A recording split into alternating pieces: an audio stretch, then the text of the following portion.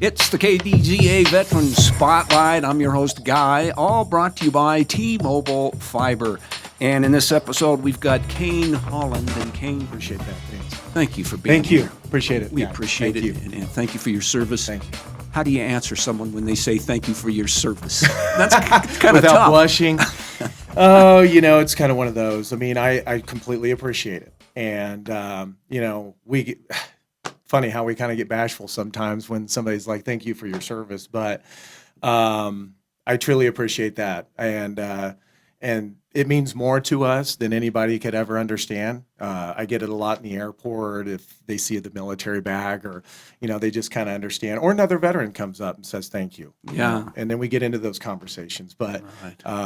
it's Sometimes it seems like it's hollow, but thank you, because Thank you. it's from the heart. It really. appreciate that. And when you put on that uniform, what did it mean to you? For me, I mean, I knew what I wanted to do early on. Me going through high school, I said, this is the path that I want to take, and I think that was a hard conversation early on with the parents because they're like, okay, what does this entail? And it meant me getting on a plane and flying to San Diego to MCRD and joining the United States Marine Corps. And of course, I think there was a perception around that for sure at the time. So for the younger crew that's looking to get into the military, I would highly recommend them maybe sit down with the recruiter with their parents first and have that conversation, because for me, it was like, look, I'm going to do this. I was so driven on it. And I just, the way that it was projected to my parents, they probably were like, okay, wait a second, what? What are you doing? So, yeah. Well, and you said the Marine Corps for 10 years, so quite a career. What exactly did you do briefly, and did you enjoy it? Absolutely enjoyed it. I was a 1371, which is a combat engineer. When I was told that, I didn't really know what that was because I had worked early on at a sand and gravel pit for a little bit, and I thought, okay, well, why not dump trucks or something like that? So that's why I kind of went that pathway.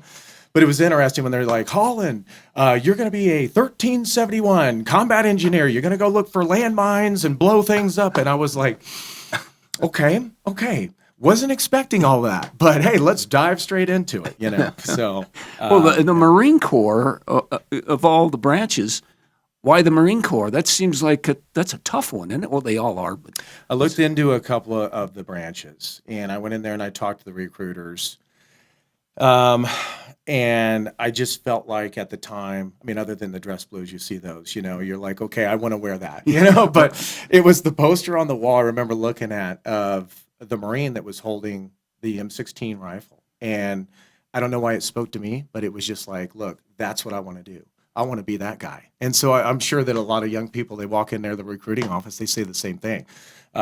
Whether they want to be in the Navy or the Army or the Marine Corps, Coast Guard now, and the Space Force, whatever speaks to them. And that was what spoke to me at that particular time. well, that's great you made that decision. But I know, and you brought a picture in here, a couple of pictures. Did you want to talk a little bit about Aaron Seal? Mm-hmm. He made the ultimate. Made the ultimate sacrifice. And I wanted to highlight this because, again, a lot of times we talk about it amongst ourselves, but not a lot of people get to see that too much. I mean, unless it's, on a wall, on a placard, on something like that. But I wanted everybody to see his face here because, again, as he paid the ultimate sacrifice, he was killed October 1st in 2006 on our second deployment. And I think that truly changed our mindset. It crushed us internally. A lot of emotions there. And I just wanted to, just kind of highlight that a little bit because, I mean, we loved him. He was a great Marine. I mean, he was one of those where I know everybody says, oh, they're a great person, if they go through something like that. But he truly was. I mean, he was, I think, born to do this. And when he was killed, it crushed us, and it changed the trajectory, I think, on that deployment altogether. Oh, absolutely would. Yeah. And then what do you tell a veteran now? You've been through it. Maybe someone's struggling a little bit with this kind of thing. You got advice? There's a lot more now. You know, when I came back in '07, '08, and departed from the military, that whole stigma around PTSD was still there. And I know that at the time, we knew where to take it and probably who to talk to about it.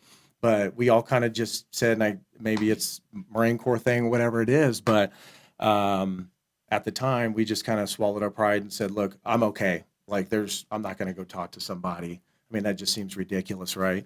It wasn't until years later where, you know, I took the leap and did it myself, you know. And so talking amongst ourselves, we understand it, and each one of us do. We always tell everybody, hey, if you have an issue, please call us.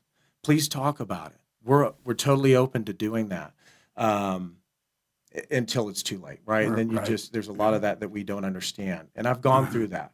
I have gone through that with some of my Marines as well. Right. And again, I know, I get it. I was there, you know. And so that's the thing. I just wanted everybody to understand that there's so many organizations out there. We can put links up to this. You know, we can highlight some of those, but talk to somebody. I mean, if you're really struggling with that, and I've been there. We've all been there. But we say it, and then we just don't really do it when we really need it. And so just make sure that you do that.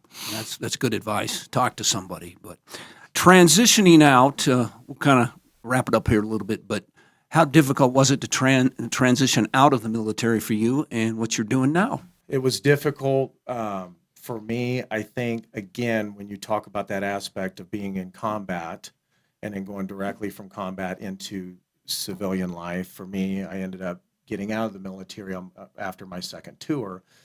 And so, you know, again, that's a lot of weight. And then you go through the same kind of things in your mind as you're going into the military. What's that going to be like? You know, you're transitioning out of the military into civilian life, just like you were as a civilian going into the military, just not really knowing fully what to expect. But I tell everybody, I went through Marine for Life, the Marine for Life network. We can totally look it up, put the links up there, whatever. But that really helped me from a standpoint of I didn't know how to put myself out there.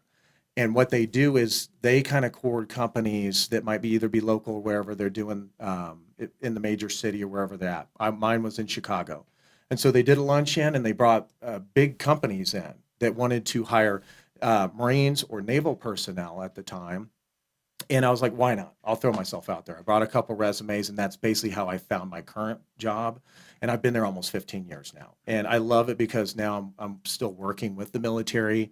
And I think that's what definitely saved a lot of me was still being connected and working with the military. Darley defense. Mm-hmm. So Yeah. thank you for that. But Yeah. final question. I'm a high school senior. Thinking about what do I do? Should I join? Sure. Any brief advice for a young person? Military roadmap. So sit down with the recruiter and kind of like really inject yourself into that. Like have conversations with them. Get into that and fully understand what you're getting yourself into. You can always pivot, right? So anybody can do something for a year. You get into there, you can always do a lateral move. But in the beginning, when you're thinking about what do I want to do in the military, spend that time to really understand it fully with the recruiter and see what they say as far as the pathway and what does that look like based off of the job that you see yourself kind of doing. And I didn't do a lot of that because I was just like, hey, this is kind of what I want to do. Here, pick three items on this list. Right. And I'm like, okay, well, this looks cool. I didn't know a lot about that, and I didn't spend a lot of time with the recruiter really going over that before I made that decision. But I would tell anybody, look at what that roadmap it looks like compared to, okay, like year 1, 2, 3. Where do I really see myself? You're looking into the future and the job that you're trying to pick in the military. So now there's a lot more on the internet and everything to look at, but overall, that's what I would tell somebody. Just inject yourself into that with the recruiters. Good advice. Kain, thank you for your time. Appreciate it. Anything else you'd like to add? No, I just truly appreciate the opportunity to do this. And again, thank you. It's been great. Thank you for your service. Yeah, thank you. That is Kain Holland, in the Veteran Spotlight this week. We'll have another veteran next time right here on KDZA. It's the Veteran Spotlight, brought to you by T-Mobile Fiber.